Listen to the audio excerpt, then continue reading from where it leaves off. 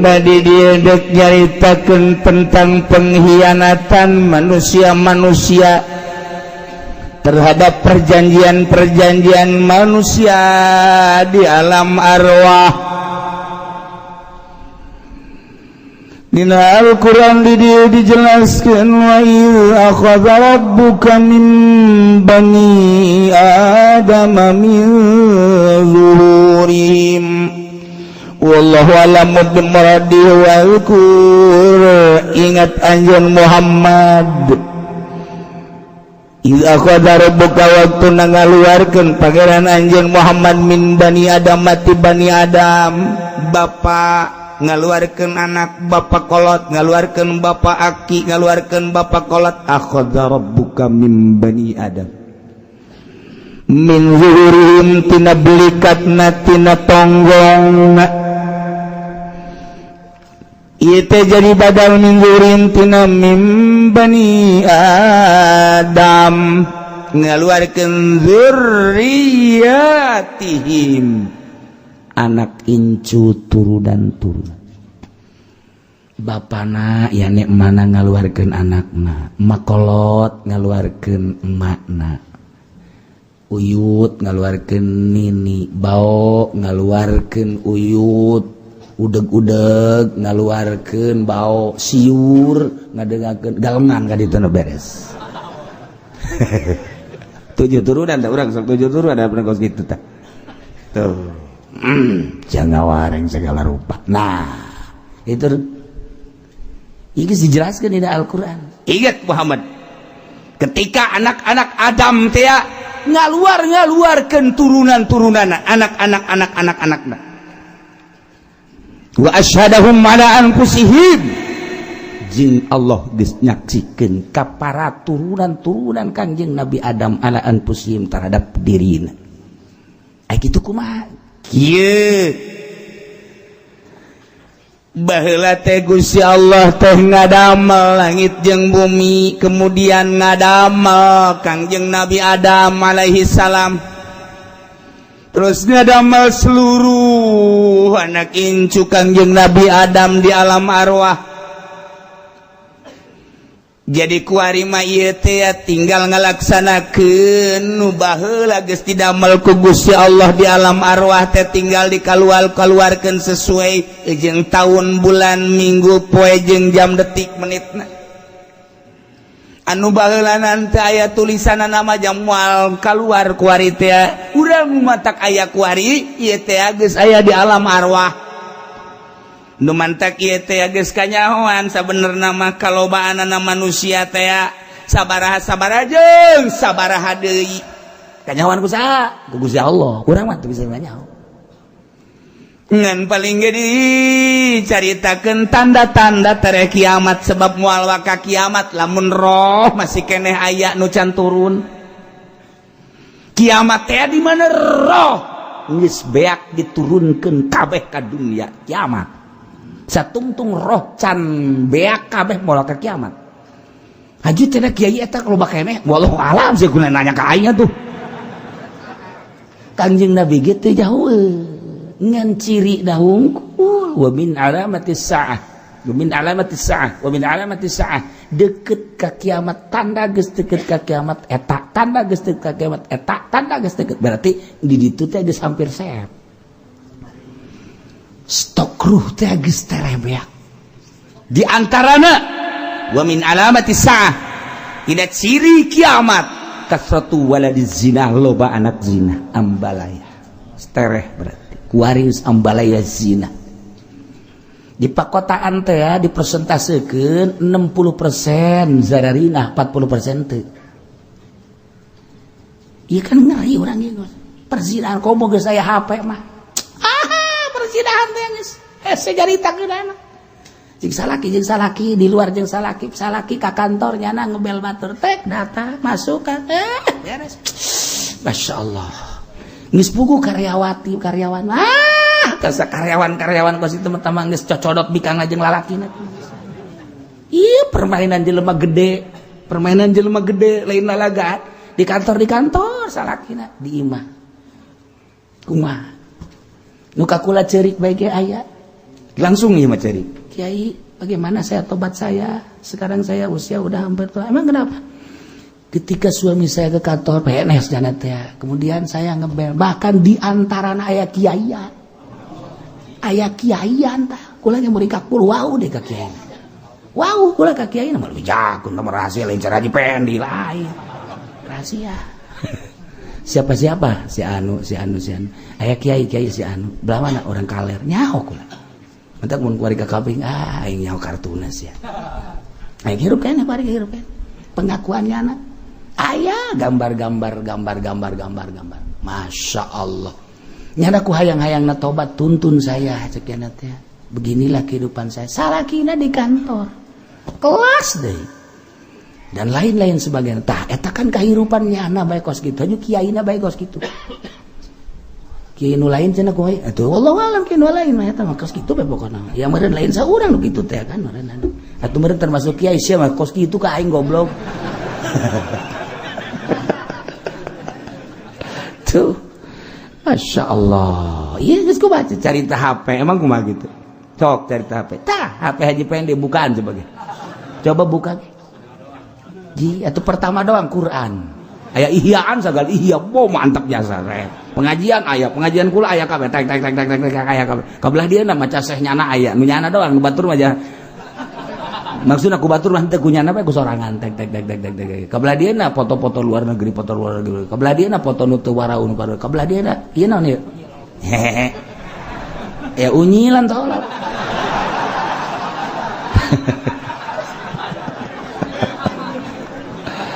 Masya Allah. Si hade. Alas lain lalagan. Nah. Wa ashhaduhum ala anfusihim. Dikaluarkeun ku Gusti Allah mimiti ngadamel Kangjeng Nabi Adam. Sanggeus ngadamel Kangjeng Nabi Adam. Innallaha khalaqa Adam. Sanyana Allah ngadamel Kangjeng Nabi Adam. Wa masaha ala dhahrihi diusap ku Gusti Allah. Ulah nyaritakeun kumaha ngusapna ieu mah carita hadis be tafwid ka Gusti Allah. Usapan Gusti Allah nu layak ka Gusti Allah. Allah mah mukhalafal lil hawadis. Maka keluarlah turunan Kangjeng Nabi Adam. Keluar. Set wa amila bi amali ahlil jannah. Begitu keluar wastamalahu gitu. Begitu keluar wastamalahu Gusti Allah dijadikeun pagaweanana min ahlil jannah ahli surga. Oh buah wastamalahu bi amali ya'maluna bi amalil ahlil jannah. Keluar ieu turunan Kangjeng Nabi Adam anu ahli surga. Ya Allah. Diusap deui ku Gusti Allah Kangjeng Nabi Adam tonggongna set keluar deui. Wa masaha zahru keluar. Sak begitu keluar. Ieu mah min ahlin nar. Wa amila bi amali ahlin nar. Jana ngamalkeunana teh pagawean ahli neraka bae. Ieu lah nu bakal jadi ahli neraka. Dua diusap ku Gusti Allah dua kali keluar. Tah didinya diasupkeun deui ku Gusti Allah. Kebelikat Kangjeng Nabi Adam. Plek. Tinggal diturunkeun ku Gusti Allah.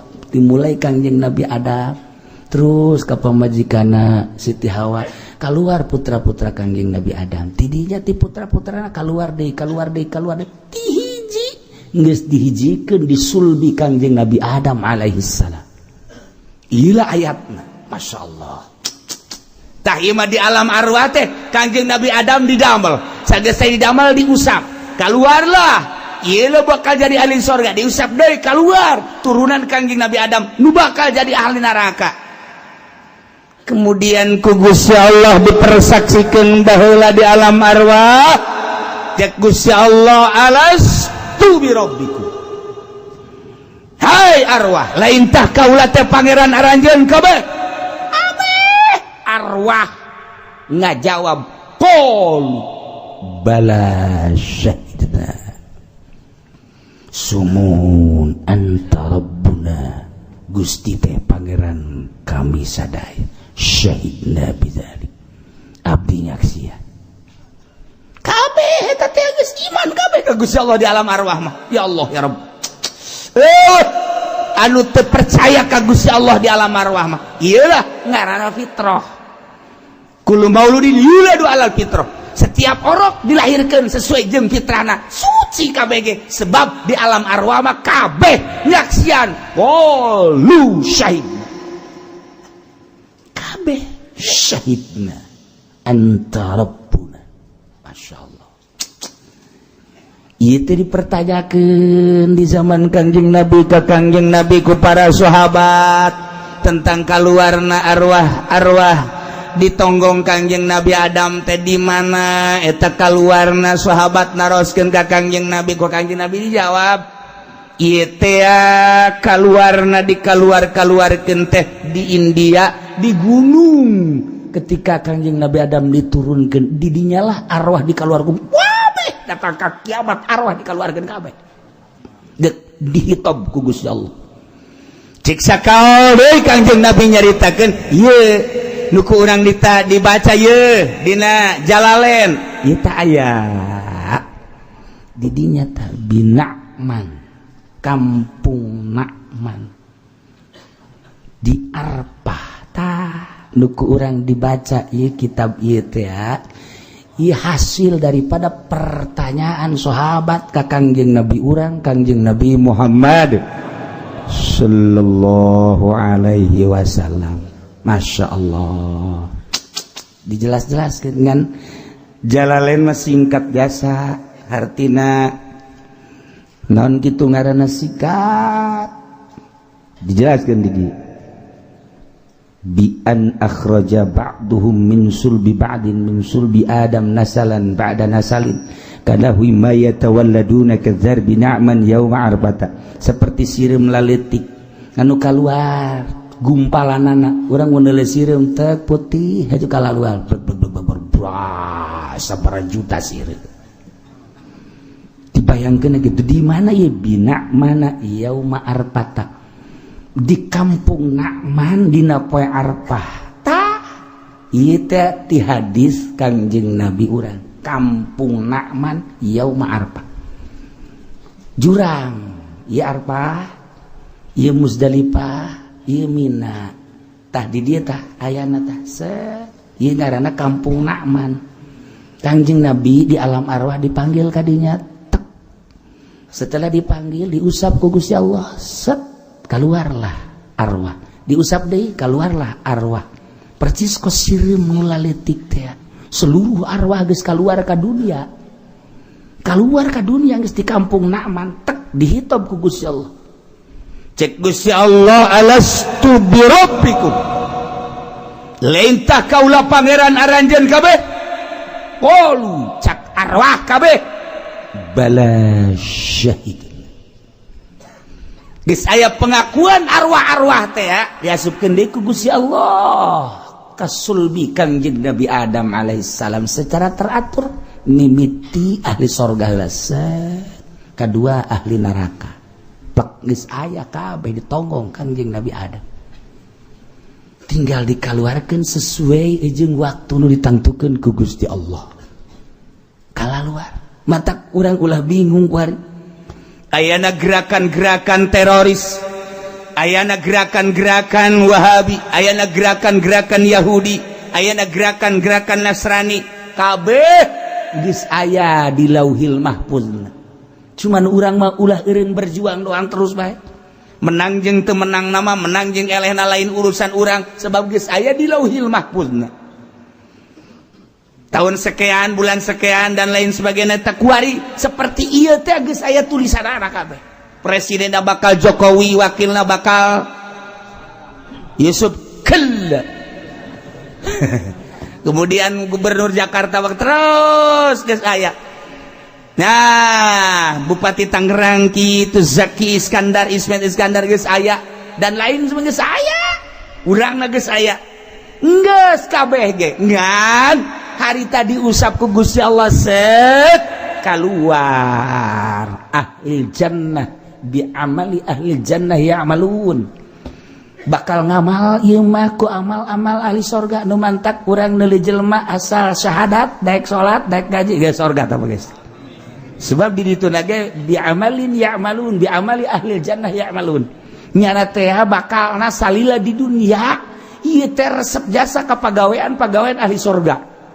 Asalnya na syahadat, salat, ngaji, geus aya tanda-tanda sorga. Ieu bangsa nu di sorga ieu kabeh. Kayaknya lah amin gitu. Geus pede bae. Nomor kadua nu dikaluarkeun ku Gusti Allah ya tonggong Kangjeng Nabi Adam teh ieu adalah ahli nar biamali ahli nari amalun. Nyana ngamalkeun ahli neraka bae. Kajen teuing ku kumaha ge nyana teh dititah salat teu daek bae. Dititah ngaji embung bae, mabok daek bae, zina terus bae, paling terus bae, titah ulah korupsi ge korupsi bae. Ieu pagawean ahli neraka. Ku pagawean etalah urang bisa nangtukeun ieu mah sorga, ieu mah neraka, ieu mah sorga, ieu mah neraka. Sebab kos kitu baheulana. Adapun hakikatna sorga jeung neraka hanya Allah nu uninga. Cuman urang nyaho teh keterangan hadis di Kangjeng Nabi urang Kangjeng Nabi Muhammad sallallahu alaihi wasallam diusap keluar ialah cak Gusti Allah arwah ahli surga bi amali ahli jannah ya'malun bakal nyana magawe kana pagawean ahli surga. Urang lamun geus boga anak daek salat daek ngaji geus aman. Lamun boga anak ditagaji teu daek bae salat kararese jasa mabok terus bae urang rada prihatin. Wah ulah-ulah ieu nu dicaritakeun ieu komo datang ke belah ditu mah kafir man naudzubillah min zalik wa min zalik masyaallah karim. Nu mantak terus bae moal eureun-eureun Yahudi mah terus bae moal eureun Nasrani terus bae moal eureun-eureun yakni kafir moal eureun-eureun Islam terus kafir terus perseteruan teh lain lalagaan terus bae kuari kedahsat-dahsat perseteruan kuari lain lalagaan setelah Irak kemudian kabeladiana kuari itu Suriah terus Yaman dibom Turki kuari merajalela dah Eropa geus diancam Indonesia geus termasuk darur Mekah ge diancam sarua bae ISIS lain lalagaan ISIS anu keur dicaritakeun buatan saya ISIS teh wah ieu mah mujahidin buatan saya teh ISIS wah ieu teh buatan kafir buatan saya mujahidin wah buatan Yahudi ISIS buatan saya teh wah buatan Amerika kabeh can anu jelas encan anu jelas ISIS teh ieu teh buatan sa kakara kejelasanana rada kejelasanana di minggu-minggu ieu bulan-bulan ieu bulan Ramadan kejelasanana rada jelas etik bahwa ISIS adalah buatan Amerika. Di saya pengakuan dari istri Bill Clinton. Istri Bill Clinton menyatakan bahwa ISIS adalah buatan Amerika. Nyana orang Amerika, nyahoan nyana. Nyana moal pati-pati ngarangkum jeung ngomong, nyieun buku lamun nyana teh nyaho. Hanya kakara rada jelas teh ti pamajikan Bill Clinton menyatakan ISIS adalah buatan Amerika. Rada tah tiba heula ge urang geus nyangkai rada asana Amerika. Tetapi gerakan-gerakan ISIS teh menganehkan. Ongko buatan Amerika tapi Amerika sorangan dek diancam ku ISIS. Nu mantak pambajikan Bill Clinton ngomong ini Amerika juga terancam oleh ISIS. Atuh sia teh aku naon ISIS atuh deui. Kuari Eropa teh datur. Urang teh nyaho kuari lamun di majelis ieu aya ISIS urang teh nyaho. Teh nyaho kan? Banu janggotan ISIS. Tidak ISIS makan gos gitu kan tidak orang ayeuna diriungan di MPR teh jaho bahwa di dinya aya ISIS wallahu alam di DPR ngariung buat saha nu nyaho di dinya aya ISIS teh nyaho urang di lingkungan di pasar teh nyaho aya ISIS di masjid teh nyaho aya ISIS lamun di Moskow aya seorang imam tewak keur salat ISIS kan salat berarti kan isi sholat, selesai sholat imam dicekal tembak ceger bae kan kuari kan jadi masalah di India sabara kiai sabara pejuang ISIS datang babarengan ngaji tembak geus pugu di kafir-kafir mah, di polisi, di kedutaan Amerika, tur paeh lain saeutik. Ieu kapan di luar aturan. Amerika ge lain kitu heuy. Cakena lain kitu sia ieu nang nyieun aing henteu. Geus pokona mah aing mah dibentuk geus deuk dardur aing wae. Bingung kan hari Amerika. Kepala ISIS teh, ketua ISIS teh kujada tewat. Selesai cek jada teh ieu. Muncul deui ketua ISIS, kos mujahidin. Mujahidin makan jelas perangna jana jeung Amerika. Ya nama memang bertekad selama hidup ini adalah perang, hidup untuk perang, titik, beres, boga anak lalaki seserian ya nama dididik perang mujahidin, nges merambah mujahidin kemana-mana. Emang di Indonesia mujahidin, emang di Malaysia mujahidin, emang di Thailand mujahidin, ambalaya. Ketika orang ingat poso, kiai ustad di pencitan set diragaji set anu teu nyeri coba umat Islam sadunya nyahoeun kabeh, urang-urang Indonesia nyaho kabeh. NU dekat itu dilarang. Komo NU mah emang geus aya di pamarentah. FPI dekat itu dilarang. Kabeh dekat itu dilarang. Kesulitan sedangkan unggal poe bergelimpangan puluhan ratusan umat Islam di poso teh. Kunaon cel mujahid fisabilillah asup ka dinya. Aduh hantem jeung nyana. Polisi tinggal polisi der. Tentara tinggal tentara der. Aku tandingannya cak mujahid fisabilillah. Kristen nu mana tembak. Wah, itu bisa ditembak make nang. Ayo set. Aduh terus eureun kan. Urang teu ngadengekan di poso teh aya sesuatu. Mujahid muncul kadinya di Afghanistan. Tapi KTP-na urang gelam. Mujahid di Afghanistan bener lain lalagaan tapi KTP-na Cikupa, tapi KTP-na Serang. Tapi KTP-na je bingung kan orang Indonesia ge begitu ditinggali ku Intel je mah KTP-na orang Indonesia padahal mujahid fisabilillah, membingungkan. Tetapi reda kan tanpa nyana terus bergelimpangan mungkin terus ka dieu. Maluku kunyana kapan geus diaku tetapi aya mujahid fisabilillah. Ayo sia sabaraha jenderal, sabaraha tentara, sabaraha polisi anu ngamankeun tembak bae ku mujahid fisabilillah. Sebab ieu nu ngacokeun cek jada teh aman ku hari alhamdulillah. Bari geus puluhan mungkin ratusan tentara ngadu jeung mujahid fisabilillah. Di satu sisi urang embung aya mujahid fisabilillah di dinya sebab negara urang aman. Di urang aman aya di poso. Urang dekat itu temenang FPI dekat itu temenang berbagai kegiatan Banten bae Banten nyaho menang nyaho eleh dekat itu. Awas dia ku ngaing, woi ngaingna mau gede. Tapi kan temenang, tapi ulah dikira Banten teh dunia asupna ulah lalagaan. Dunia orang Belanda lebih akrab dengan Banten dibanding dengan Jakarta. Tenaran Banten dibandingkan dengan Indonesia. Keur kula ka Belanda ge heran. Tuh, memang wah bae. Banten mah boga sejarah, masya Allah. Turun ti Afghanistan ka dieu, turun ti Uzbekistan ka dieu, turun ti Yaman ka dieu, Banten. Timbul Wali Sanga, urang gitu, turun teh di Banten, turun teh di Ampel, turun di Cirebon. Lebih tenar Banten, lebih tenar Surabaya, lebih tenar Cirebon dibanding jeung Jakarta. Tenar ulah dikira Banten teh urang Banten mah teu salat dia teu ditambah. Salat mah kajen teh mah urusan aing jeung Allah cakena teh mah. Tapi urusan ditembak aing jeung sia. Tolol urang Banten mah goblok.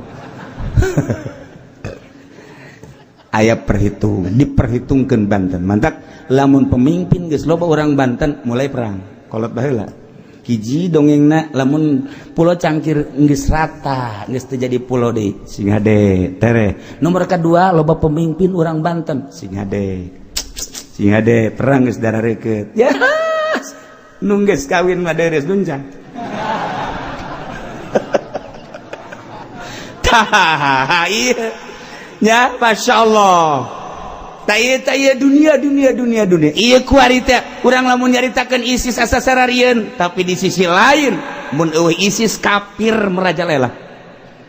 Urang lamun jaritakeun teroris aing sararieun amat aya teroris mujahidin kus-kus kitu amat sih nyieunkeun tanpa mujahid poso terus-terusan keur carita di urang bae dunia cerita dunia terus-terusan Amerika terus-terusan Yahudi tapi ku mujahid sieun Yahudi sieun nya nama bisa nyieun senjata sorangan ditembak deuk ngebul pae atuh aya mah pae sia mah hayang ulah pae burung hai biasa tetapi kuari kapan hutang Amerika geus gede jasa urut ngalawan mujahid fisabilillah gede nya nama bisa nyieun sorangan teu cepet jasa deui nyieunna tetep jadi geus beakeun tetep jadi di luar konstatif di luar akal urang lamun nyaritakeun kos kitu urang inget masa kemerdekaan urang ngalawan penjajah lamun batu jadi bom kuari di mujahid fisabilillah nya nama kieu nya kelan batu we kitu tiupan batu tiup mama dia mah geus aneh batu ditiupan gitu sakjana teh nanaonan mama dia makan kos kitu bae aja sejarah menyatakan di Indonesia batu jadi bom kacang jadi bom di urang mah kiai teh eta kiai anu ngawiridna ahli Allah seserian mah sia make kacang batu mendingan kacang cenah teh mendingan batu kacang mah dahareun ulah dijadikeun bom batu bae kacang mah ngeunaheun jadi lamun dibom teh lamun bomeun di dahar nya kiai jeung kiai ribut teh seserian lalagaan eta kos kitu. Nah, mending kacang, ieu mending batu, ieu mending kacang, mending batu. Batu mah ulah dipake kos kitu teh mah jang jalan cek cenah teh. Mending kacang cek cenah. Tuh kacang mah jang dahar ulah pake bom. Tah, ai urang mah pan teu naon tinggal jegur bae. Nyana mangaro, Bro. Kan jelas. Emang kumaha sih kiai bisa kos kitu? Ye, dengekeun ye.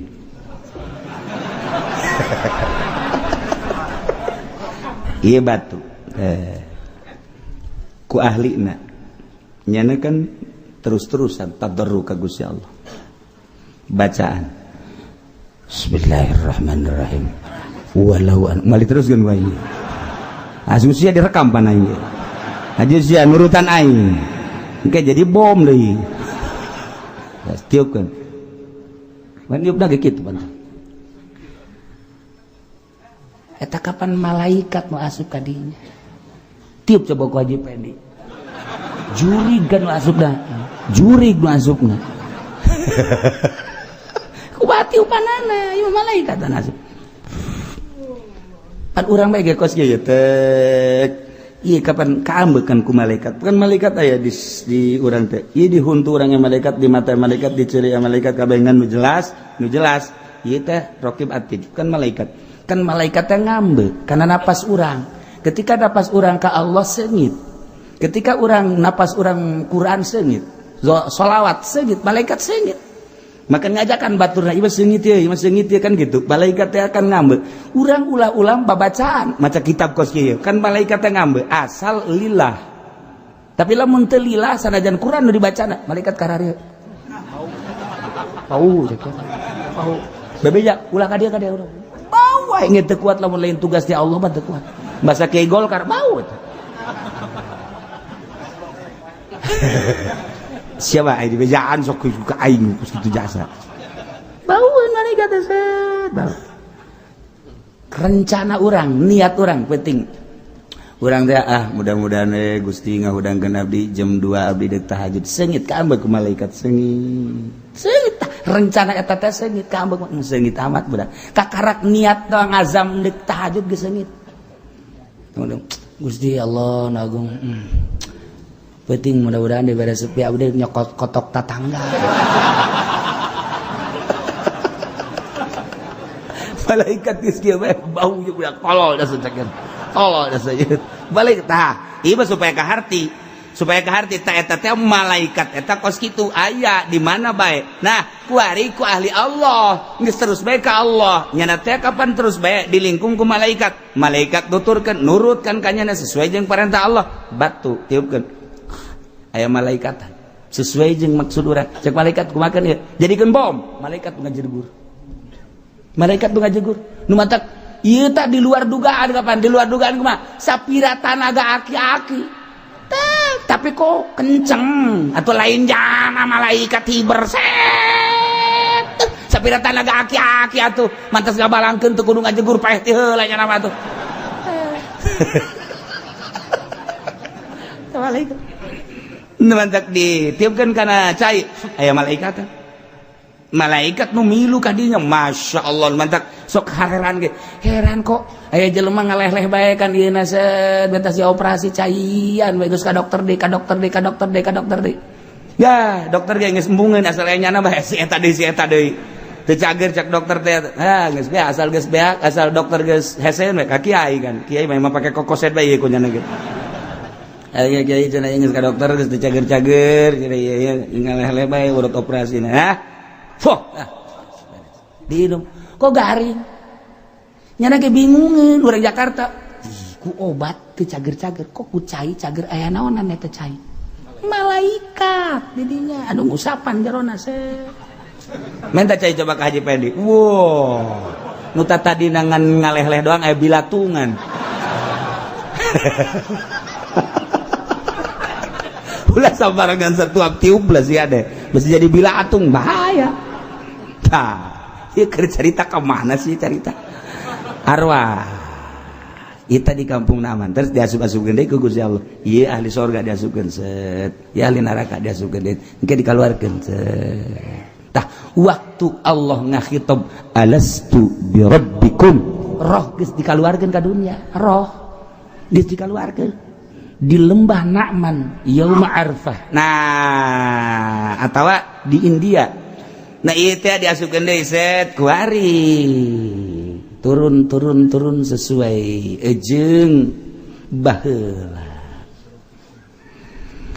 nu mantap ku Gusti Allah yen udah dipertayakeun Gusti kapan eta di alam arwah teh ketika Gusti ngakhitab ku alastu bi rabbikum teh kapan arwah teh ngomong bala syahidna kabeh ge iman kapan tadi cek Kangjeng Nabi nyaritakeun Kangjeng Nabi ti Gusti Allah waktu dikaluarkeun teh ieu teh ala arwah teh arwah ahli surga ieu waktu dikaluarkeun teh arwah ahli neraka kunaon barang dihitob ahli surga jeung ahli neraka kabeh ngaku begitu ditanya alastu bi rabbikum qalu bala syahidna kunaon eta Kangjeng pada ahli neraka kok bala syahidna cek Kangjeng Nabi ahli surga mah begitu Allah ngahitob neuleuh ka Gusti Allah ngajawab qalu bala syahidna eta teh dengan hati anu lemah lembut lantaran aya rahmat Allah. Ari ahli neraka mah begitu neuleuh Allah teh teu percaya ka Allah ngan sieun ka Allah di alam arwah nyana geus teu percaya ka Allah padahal mah nangieun Allah ngan kulantaran Allah mau buagah nyana sieun geus dihareupeun Allah maca begitu ditanya alastu birabbikum nyana ku sieun doang ka Allah bala syahidna sieun doang padahal mah teu iman. Mentak datang ke waris terus gitu. Masya Allah karim. Ieu mah hanya carita asalna urang mah tinggal bersyukur bae ka Gusti Allah Subhanahu wa taala.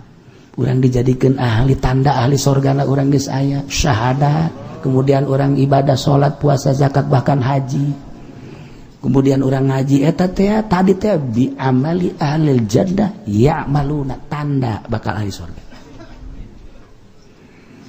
Numantak ya Gusti Allah ngaisyadkeun wa asyhadahum ala anfusihim maksudna an taqulu yaumal qiyamah inna kunna an hadza ghafilin engke kan kiamat sanggeusna kiamat engke urang kumpul kabeh di mahsyar. Sanggeus kumpul di mahsyar teh kapan bakal dihisab saurang-saurang anu syahadatna akur jeung syahadat baheula bala syahidna ku ari nanya syahadat asyhadu an la ilaha illallah wa asyhadu anna muhammadar Rasulullah salat puasa zakat haji terus gak bener atuh di akhiratna surga. Eta kabeh kafir Yahudi Nasrani Hindu Buddha munafik musyrikin leuleuh ka salarga kabeh nyana kapan ieu hiri ku itu mah ka salarga ai kami teh tah ieu cak Gusti Allah antakulu yaumal qiyamah supaya la yaqulu atau Allah takulu supaya ieu jelema-jelema anu pinarakeun tengke di akhirat ulah ngomong yaumul kiamati di poe kiamat ulah ngomong inna kunna an hadza ghafilin begitu nareuleuh jelema digiring ka sorga timbang sorga aya anu teu dihisab dibreng ka sorga ai manehanana mah geus disadiakeun neraka. Nah begitu dek neraka nyana embung ulah datang ka embung cak Gusti Allah sebab baheula di alam arwah geus syahadah kabeh bala syahid di yaumul kiamah ulah ngaromong deui nyana bahwa deh kami teh inna kami kabehan kuna an hadza ghafilin kami teh poho tina nauhidkeun ka Allah sehingga kami teu nyaho sugan teh mah pangeran teh lain Allah horeng Allah tanyana cuci tangan Gusti kami teh poho ulah datang ka ngomong kitu sia sebab aing geus ngutus rasul aing geus ngutus rasul syahadat sia waktu keur di alam arwah ku aing geus diutus rasul Kangjeng Nabi Ibrahim, Kangjeng Nabi Musa, Kangjeng Nabi Harun, terus datang ke Kangjeng Nabi Ismail, terus datang Kangjeng Nabi Isa, terakhir Kangjeng Nabi Muhammad sallallahu alaihi wasallam. Jang besi siang ngomong gopil ke di yaumul kiamah tah aing geus kutus Kangjeng Nabi, aing geus kutus rasul aing. Gopil sia cak Gusti Allah. Artinya eta para kafirin teh Yahudi munafikin Nasrani kabeh ngomong Gusti kami teh ulah disiksa tuh lantaran innakul an hadza ghafilin kami teh pohoan tina nauhidkeun ka Gusti syahadah kami waktu di alam arwah ku kami teh dipetakeun waktu di alam dunia poho cak Gusti Allah emang aing teu ngirim nabi ayo jawab Gusti Nabi teh geus paeh Gusti geus maot Nabi Muhammad kami mah geus teu aya nabi emang aing teu ngutus para mazhab kami mah lain di zaman eta Gusti tahun 2015 aing emang teu ngutus Haji Pudoli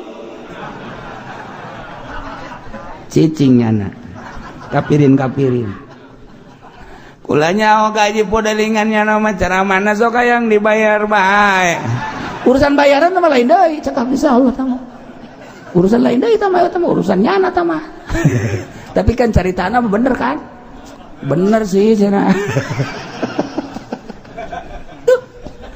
iya utusan lain lalagaan kuari brong di Pandeglang sabaraha kiai di Serang sabaraha kiai Tangerang sabaraha kiai di Jakarta ge sabaraha kiai kadege ku sia tiap zaman aing ngutus penerus nabi aing warasatul anbiya henteu kunaon sia henteu eueuh di HP sia sok nonton TV henteu osok aya saha di TV aya Ibu Dedeh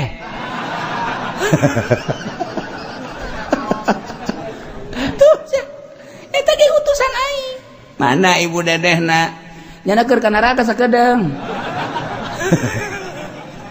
ieu utusan Gusti Allah tah cak Gusti Allah aing pan geus ngomong ka sia di alam arwah kuari di alam dunia syahadat sia kudu dilanjut di dunia kos sia gopil apa abdi mah lain zaman Kangjeng Nabi Muhammad apaan aing geus ngutus warasatul anbiya unggal daerah aya sia kot teu mireun hayo deuk kumaha deui teu bisa kumaha wau sia jeung kiai anu nyaho sok balanja ka kula material baheula malah boga hutang keneh tak kiai ka kula sial tak kiai goblok boga hutang keneh ka material lur ka bangun majelis aduh tah iya kiai besok derek ngahutang derek mayar tolol tak kiai